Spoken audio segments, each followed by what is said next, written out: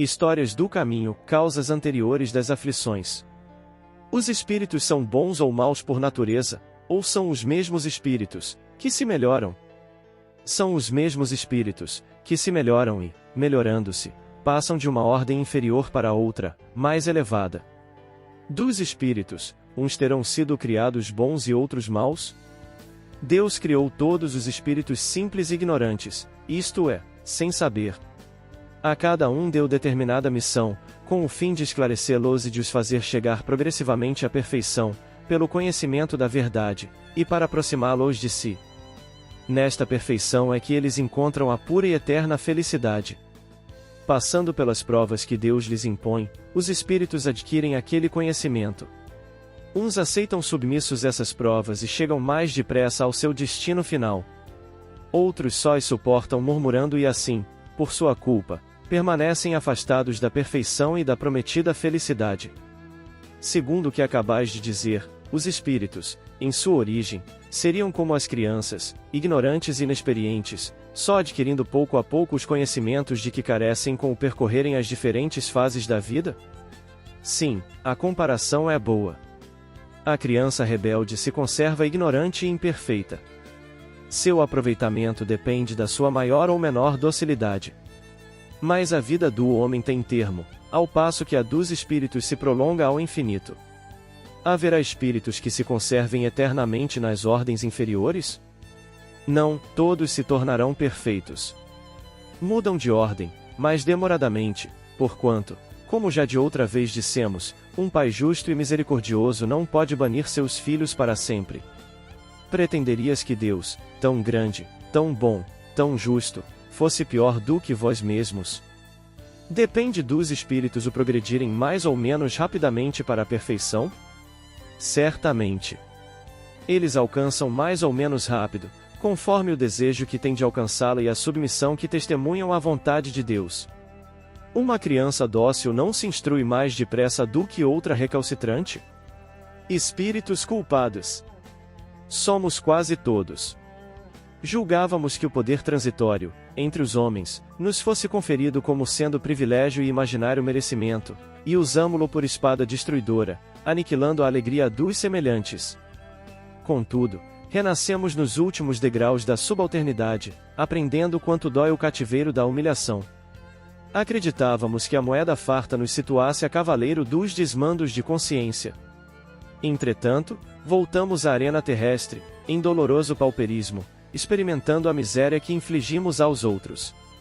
Admitíamos que as vítimas de nossos erros deliberados se distanciassem, para sempre, de nós, depois da morte. Mas tornamos a encontrá-las no lar, usando nomes familiares, no seio da parentela, onde nos cobram, às vezes com juros de mora, as dívidas de outro tempo, em suor do rosto, no sacrifício constante, ou em sangue do coração, na forma de lágrimas. Supunhamos que os abusos do sexo nos constituíssem a razão de viver e corrompemos o coração das almas sensíveis e nobres com as quais nos harmonizávamos, vampirizando-lhes a existência. No entanto, regressamos ao mundo em corpos dilacerados ou deprimidos, exibindo as estranhas enfermidades ou as gravosas obsessões que criamos para nós mesmos, a estampar na apresentação pessoal a soma deplorável de nossos desequilíbrios. Espíritos culpados. Somos quase todos. A perfeita justiça, porém, nunca se expressa sem a perfeita misericórdia, e abre-nos a todos, sem exceção, o serviço do bem, que podemos abraçar na altura e na quantidade que desejarmos, como recurso infalível de resgate e reajuste, burilamento e ascensão. Atendamos às boas obras quanto nos seja possível. Cada migalha de bem que faças é luz contigo, clareando os que amas. E assim é porque, de conformidade com as leis divinas, o aperfeiçoamento do mundo depende do mundo, mas o aperfeiçoamento em nós mesmos depende de nós. Emmanuel. Mérito. No critério de inúmeros companheiros, o merecimento, por fator de facilidade e sublimação, decorrerá simplesmente do ato de crer. Profissão de fé, no entanto, guarda o valor do título de serviço que estabelece a competência e acentua a responsabilidade. Todos trazemos do pretérito defeitos e provações. Todos carregamos o fardo de antigos débitos, mas não basta proclamemos confiança no Senhor, a fim de alijá-lo. Necessário conduzir semelhante quisto de sombra ao calor da reforma íntima para que se converta em luz de experiência, à maneira do calhau que libera o ouro na tensão do cadinho. Por mais vigorosa a expressão de nossos conhecimentos, nenhuma renovação surgirá para nós, se fugimos da disciplina indispensável à educação de nós mesmos, disciplina que nos eleve o nível da existência à altura dos ideais superiores que abraçamos. As próprias comodidades materiais na civilização terrestre falam disso. Locomotivas aprimoradas, lembrando grandes hotéis rodantes, não atingem a meta se desertarem dos trilhos. Aviões, quais palácios voadores, tombarão em desastre se desatendem aos princípios que lhes regem os movimentos. De certo que a bondade divina brilha em toda parte, entretanto, não se sabe de lugar algum que mantenha salário sem trabalho. E o trabalho edificante, seja qual for, exige fidelidade e esforço, aplicação e obediência. Jesus a ninguém prometeu direitos sem deveres. Ao invés disso, ele que transitou no caminho dos homens, invariavelmente subordinado aos interesses do reino de Deus, convidou-nos a cooperar espontaneamente na construção do bem, advertindo-nos claramente: tomai sobre vós o meu jugo. Emanuel. O compromisso. Chamados ao concurso fraterno, em auxílio de pequeno grupo familiar, fustigado por doloroso caso de obsessão, instrutores amigos nos indicaram alguém no plano físico, que poderia colaborar conosco. Alberto Nogueira, a pessoa certa. Médium que reencarnara, 36 anos antes, sob o amparo do núcleo espiritual de que partiria a nossa expedição socorrista. Tratando-se de companheiro que ainda não conhecíamos, em sentido direto, meu amigo Saturnino e eu, atendendo à recomendação de companheiros outros, fomos compulsar-lhe a ficha, ou melhor, o processo que lhe der origem à existência atual, com tarefa mediúnica de permeio. Engolfados na consulta, lemos comovidamente a súplica do próprio Alberto, antes do renascimento, ali nas primeiras folhas da curiosa documentação. Senhor Jesus, conheço a minha posição de espírito delinquente, por isso, rogo a vossa permissão para tornar ao campo terrestre, de modo a resgatar minhas faltas.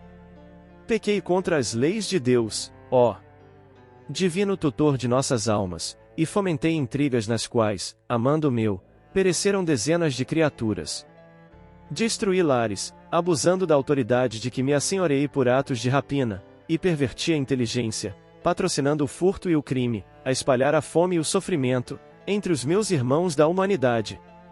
Concedei-me a volta ao corpo terrestre, Senhor, com os necessários recursos da provação depuradora. Quero que a lepra me desfigure, a fim de que eu pague com lágrimas constantes as feridas que abri nos corações indefesos. Quero padecer o abandono dos entes mais queridos, para que eu possa aprender quanto dói a deserção dos compromissos abraçados. Rogo, Senhor, se tanto for preciso, que eu passe pela extrema penúria, esmolando o pão que me alimente e a veste que agasalhe as feridas que mereço. Se julgardes mais conveniente a minha depuração, dai-me a loucura ou a cegueira para que eu possa expiar minhas faltas, seja nas angústias do hospício ou nas meditações agoniadas da sombra. Compreendo a extensão de meus débitos, e, se considerardes que devo apagar-me num cérebro incapaz ou retardado, fazei-me essa concessão. Seja através de calvários morais ou pelos mais detestados tormentos físicos, valei-me, Senhor, e dai-me novo corpo na terra. Quero chorar, lavando com lágrimas de fogo as nódoas de meu passado e expor-me às mais duras humilhações a fim de regenerar minha vida. Senhor, concedei-me as aflições de que me vejo necessitado e anulai em mim qualquer possibilidade de reação. Fazei-me padecer, mas fazei-me viver novamente entre os homens. Quero corrigir-me, recomeçar. Bendito seja o vosso nome, Senhor. Bendita a vossa mão que me salva e guia. Por baixo do requerimento comovedor, vinha a assinatura daquele que adotava agora no mundo a personalidade de Alberto Nogueira e, logo após, lia-se o magnânimo despacho da autoridade superior que determinava, em nome do Cristo de Deus. O Senhor pede misericórdia, não sacrifício.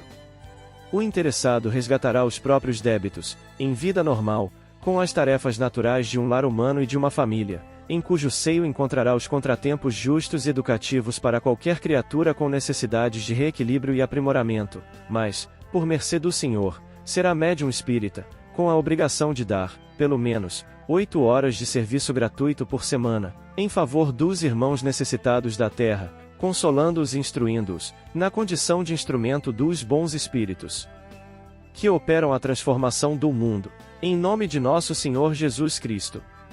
Desse modo, assumirá compromisso aos 30 anos de idade, na existência próxima, e praticará a mediunidade com o Evangelho de Jesus, até os 60, quando se lhe encerrarão as oportunidades de trabalho e elevação, resgatando, assim, em atividade de amor, os débitos que teria fatalmente de pagar através do sofrimento. Louvado seja o Senhor! Diante de páginas tão expressivas, de certo Saturnino e eu não precisaríamos alongar anotações. Partimos, no encalço do Ceareiro do Bem, com escala pela moradia que a obsessão atormentava. Penetrando a cidade em que se nos situaria o serviço programado e atingindo a casa em que deveríamos trabalhar, vimos, para logo, uma jovem vampirizada por infeliz irmão, desde muito tempo habituado à perturbação no reino das sombras. Imprescindível socorrer a menina ingênua, alertar-lhe a mente, sacudir-lhe as forças profundas da alma, com informações e instruções suscetíveis de libertá-la. Nada de perder tempo. Depois de uma prece, conseguimos influenciar a genitora da enferma, colocando-a, com a filha obsidiada, a caminho do templo espírita cristão, onde Alberto Nogueira estaria em serviço, na evangelização da noite, segundo os avisos por nós recolhidos na esfera superior. Entre aflição e desapontamento, não o encontramos no lugar indicado. Formulando indagações, por via telepática, ao simpático dirigente da casa, esclareceu-nos ele, em pensamento, que o amigo referido abandonara a pontualidade e aparecia raramente. Surgira o impasse, de vez que para auxiliar, no momento, precisávamos de Alberto. Munidos das informações necessárias, logramos situar, novamente, mãe e filha conosco, à procura dele. 20h20. Achamo-lo em bonita varanda, lendo um jornal do dia, em larga espreguiçadeira. Inspirada por nós, a desvalida senhora solicitou-lhe a colaboração mediúnica em socorro à doente. Humilhou-se, rogou, chorou, mas Nogueira respondeu, inflexível: não, senhora, não lhe posso ser útil realmente. Por 2 longos anos servi na condição de médium, nas obras de caridade. Finalmente, adoeci. Aliás, não sei se adoeci ou se me cansei. A senhora sabe, um homem que é pai de família, como eu, com deveres enormes a cumprir, tem que zelar pela própria saúde. Preciso defender-me. E porque a infortunada mãe insistisse, atendendo-nos aos rogos, rematou numa tirada humorística: a única criatura que trabalha, dando de si sem pensar em si, que eu saiba até agora, é só o burro. Saímos como entramos, carregando o mesmo problema, a mesma inquietação. Aquele espírito valoroso que pedirá lepra, cegueira, loucura, idiotia, fogo, lágrimas, penúria e abandono, a fim de desagravar a própria consciência, no plano físico, depois de acomodar-se nas concessões do Senhor, esquecera todas as necessidades que lhe caracterizavam a obra de reajuste e preferia a ociosidade, enquadrado em pijama, com medo de trabalhar. Irmão X. Humberto de Campos. A cura complexa. Aquele lar fundamentado em bases sólidas de amor e trabalho, desde algum tempo parecia invadido por tempestades incessantes de dor. Feliciano Azevedo, na idade madura, era iniciado nos mistérios da lágrima, envolvido em terríveis tormentas de desventura. A filha amorosa, que resumia as esperanças paternas, perderá o equilíbrio mental logo após um curso escolar brilhante, assim anulando alegres expectativas familiares. A esposa sensível baixara ao hospital, com a saúde abalada para sempre. Desarvorado, qual viajante cujo barco vai impelido pelas ondas revoltas, antevendo os momentos do naufrágio cruel, Feliciano agarrava-se à fé em Deus, em supremo desespero do coração. As economias fartas de outro tempo dissiparam-se em poucos meses. Agora, dividia as horas entre o hospital e o manicômio. Os empréstimos asfixiavam-no. Quando a situação assumia aspectos ainda mais graves, eis que surge inesperadamente um amigo, aconselhando: ora, Feliciano, por que não tenta o espiritismo? É possível que o caso da jovem seja simples obsessão. Os benfeitores do além, quando podem, costumam ligar-nos o coração ignorante com a fonte infinita das bênçãos. Experimente. Feliciano ponderou a advertência amiga e deliberou atender sem delonga. Na noite desse mesmo dia, foi à casa da família Macedo, que mantinha um grupo espiritista muito íntimo. Recebido com muita simpatia, pela sinceridade de suas expressões, ouviu por intermédio de jovem sensitiva a palavra de generoso amigo da espiritualidade, que lhe falou mais ou menos nestes termos: meu irmão, não ouvides a coragem para o êxito necessário. A passagem pela terra pode ser um aprendizado angustioso, mas é parte de nossa marcha para a sabedoria infinita. No curso dos maiores infortúnios, lembra que Deus é Pai bondoso e justo. O caso da tua filhinha procede de tenaz perseguição, do plano invisível. Irmão nosso, perturbado e cego, há lançado amarguras na tua estrada dos tempos que correm. Não desesperes, porém. É razoável que a justiça trabalhe, enquanto houver necessidade de reparações. Contribuiremos para que se aclarem os horizontes. Esforça-te, pois, conosco, atendendo à providência divina. Aquelas palavras, pronunciadas com imensa ternura, lhe balsamizaram o coração entristecido. Tinha a impressão de que emergia o espírito sequioso em fonte cristalina, ardentemente esperada no deserto da sua angústia. Os amigos presentes incumbiram-se de lhe consolidar as esperanças. O chefe da casa relatou a difícil experiência doméstica, em que se valerá do socorro espiritista. Cada companheiro trouxe à baila o seu caso pessoal, revelando a excelência do auxílio, oriundo das mãos intangíveis dos desencarnados. Feliciano exultava. Pela primeira vez, depois de longos e laboriosos tempos de luta, dormiu sossegadamente, empolgado por singulares pensamentos de paz. Os Macedos, aliando-se à boa vontade de outros irmãos, começaram a prolongada série de reuniões íntimas, destinadas ao esclarecimento do infortunado obsessor, consagrando, neste mister, as suas melhores energias. 3 vezes por semana reuniam-se os benfeitores encarnados. O pai e esposo aflito mantinha-se firme na sua fé, presente a todos os trabalhos. O irmão perturbado, mal se pronunciava a prece inicial, incorporava-se prestemente, apossando-se por completo do aparelho mediúnico.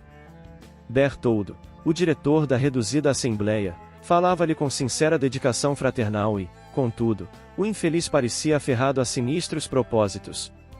Este homem é um criminoso, apontava o Feliciano, com sarcasmo. Em outro tempo destruiu meu lar, escarnecendo das minhas sagradas aspirações familiares.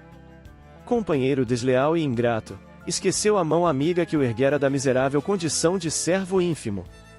E com lágrimas de ódio continuava, depois de mordentes acusações: malvado! Monstro! Seguirei no teu encalço, onde quer que te escondas. Mas, meu irmão, replicava o orientador, bondosamente, quem de nós outros estará sem erros? Todos procedemos de um passado sombrio e delituoso.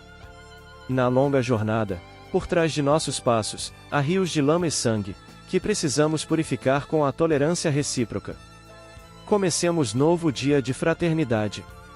Deus, que é Pai e Senhor Supremo do Universo, renova incessantemente as nossas oportunidades de serviço e edificação. Se Deus atende, assim, que razão nos assiste para eternizar a vingança nos caminhos da vida? Esquece o mal, meu amigo. Contempla o nosso Feliciano humilhado, torturado, vencido. Não te doerá vê-lo assim, de cabelos nevados prematuramente? Que prazer poderás sentir martirizando uma pobre mãe no hospital e uma criança no manicômio? Sejam quais forem as tuas mágoas de existências anteriores, ouvida o mal e perdoa. O diretor amorável dizia essas palavras, de olhos molhados, convencido de que esclarecer não é ordenar, e que doutrinar não significa impor violentamente. Aquele generoso Bertoldo não ignorava a extensão das misérias, nas experiências humanas, sabia conjugar os próprios conhecimentos, ofertando-os ao próximo como ramalhetes de flores luminosas. O perseguidor chorava, entre o ódio e o desespero, e a reunião terminava sempre num mar de emoções reconfortantes e profundos ensinamentos, porque os companheiros ali se uniam, antes de tudo, nos elos cariciosos da humildade e do amor.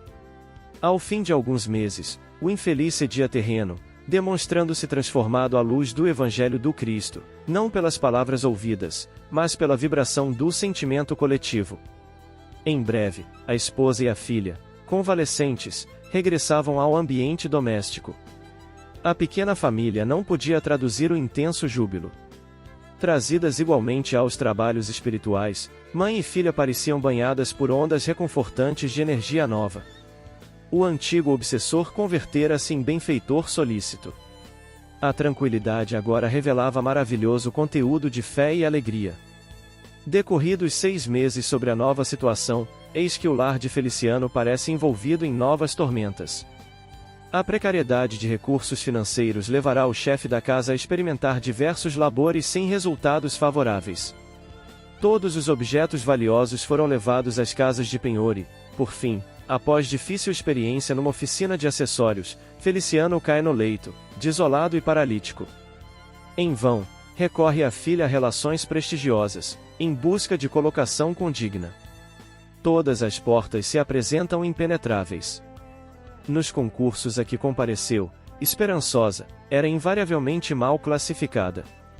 Diariamente, à noitinha, voltava a casa, desanimada, pernas tropegas e olhos inchados de chorar. Enquanto isso, a progenitora precisava agarrar-se à máquina de costura, para que lhes não faltasse o pão cotidiano. A pequena família começou a peregrinar de rua em rua, pela carência de dinheiro com que pagar o aluguel da casa. A esse tempo, Feliciano voltou ao país sombrio do desespero. Os generosos irmãos na fé buscavam-lhe a companhia, semanalmente, reunindo-se em preces, no seu aposento de dor. Por maior que fosse, porém, o carinho fraterno, o enfermo não mais se livrou de angustioso abatimento. Os pensamentos lhe erravam pesadamente da queixa incessante para o desalento sem limites. Por que motivo lhe fora reservado um cálice tão amargo? Não aceitar a fé? Não se esclarecer o obsessor terrível? Assim se mantinha ele mergulhado num mar de inquirições dolorosas. Após 2 anos pesados de infortúnio, valeu-se do momento em que se reuniam os amigos, no quarto estreito, para indagar ao sábio instrutor espiritual a causa dos longos padecimentos. O benfeitor invisível, procedendo delicadamente, à maneira de alguém que, embora percebendo uma ferida, não lhe acusa a existência, esclareceu com intimidade e doçura. Não percas a coragem, meu amigo. A fonte das bênçãos divinas não estanca a distribuição dos benefícios. Resigna-te na dor, como quem lhe conhece as utilidades sublimes. O catre do sofrimento é um barco de salvação, nas tempestades do mundo, para o crente identificado com a própria fé. Usa a provação como termômetro da confiança em Deus e não desanimes. O doente estava comovido, mas não satisfeito. Incapaz de perceber a sutileza fraternal do comunicante, voltou a considerar. Agradeço as vossas palavras generosas, mas não me posso furtar a dúvidas amargosas. Não era o sofrimento de minha família um simples caso de obsessão? Não trabalhamos, meses a fio, a fim de esclarecer o irmão perturbado? Não se tornou ele nosso amigo e colaborador? Todavia, tenho mesmo a impressão de que nossos tormentos se agravaram pesadamente. Minha mulher saiu do hospital para internar-se na miséria mais dura, minha filha regressou do hospício para transformar-se em pedinte sem esperança. Engasgado de pranto, fez longa pausa e continuou a dizer: como chegar a uma conclusão aceitável? Não estamos curados da obsessão, meu amigo? O benfeitor espiritual, incorporado na jovem médium, levantou-se, denunciando a imensa sabedoria que lhe brilhava na alma, acentuou depois de afagar o doente com um gesto de amor. Feliciano, é verdade que tens sofrido muito, mas não esqueças que os amigos encarnados e desencarnados te ofereceram andaimes, as dificuldades e padecimentos te proporcionaram pedras, a fé carreou o cimento divino para o teu coração, entretanto, a construção é tua. Nunca reclames ante a justiça de Deus, porque, se estás curado da obsessão, ainda não saldaste as próprias dívidas. Foi então que o enfermo revelou novo brilho no olhar e, enquanto os companheiros choravam de alegria com o profundo ensinamento, Feliciano Azevedo beijou a mão que o sábio mentor lhe oferecia, e baixou humildemente a cabeça. Humberto de Campos. Irmão X. Faltas. É possível que o constrangimento do companheiro tenha surgido do gesto impensado de tua parte. O gracejo impróprio ou o apontamento inoportuno teria tido o efeito de um golpe. De certo, não alimentaste a intenção de ferir, mas a desarmonia partiu de bagatela, agigantando-se em conflito de grandes proporções. De outras vezes, a mente adoece, conturbada. Teremos ofendido, realmente. A cólera ter-nos acegado o discernimento e brandimos o tacape da injúria. Pretendemos aconselhar e cortamos o coração de quem ouve. Alegando franqueza, envenenamos a língua. No pretexto de consolar, ampliamos chagas abertas.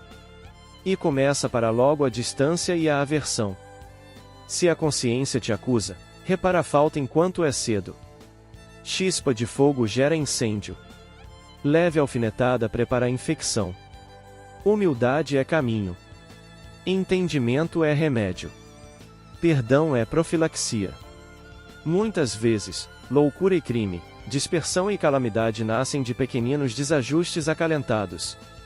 Não hesites rogar desculpas, nem vaciles a pagar-te, a favor da concórdia, com aparente desvantagem particular, porquanto, na maioria dos casos de incompreensão, em que nos imaginamos sofrer dores e ser vítimas, os verdadeiros culpados somos nós mesmos.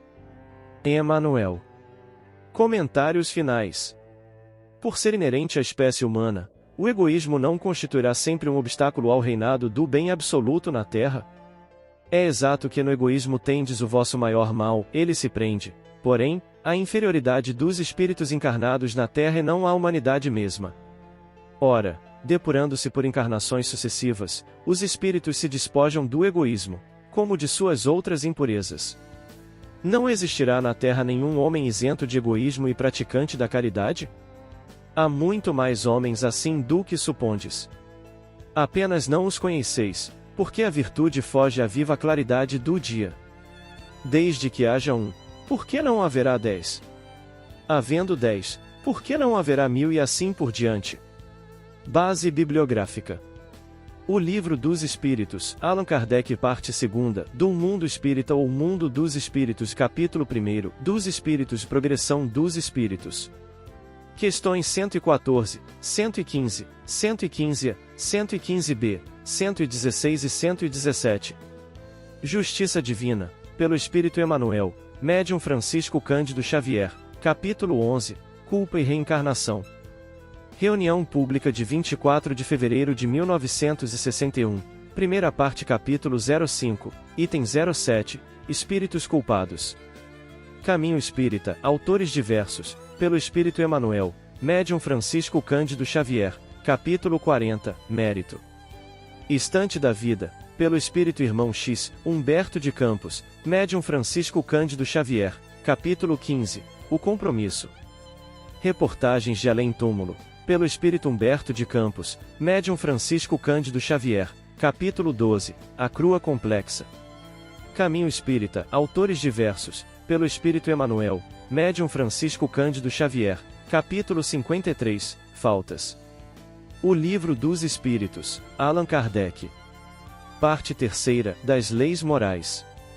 Capítulo 12, da Perfeição Moral. O Egoísmo. Questão 915.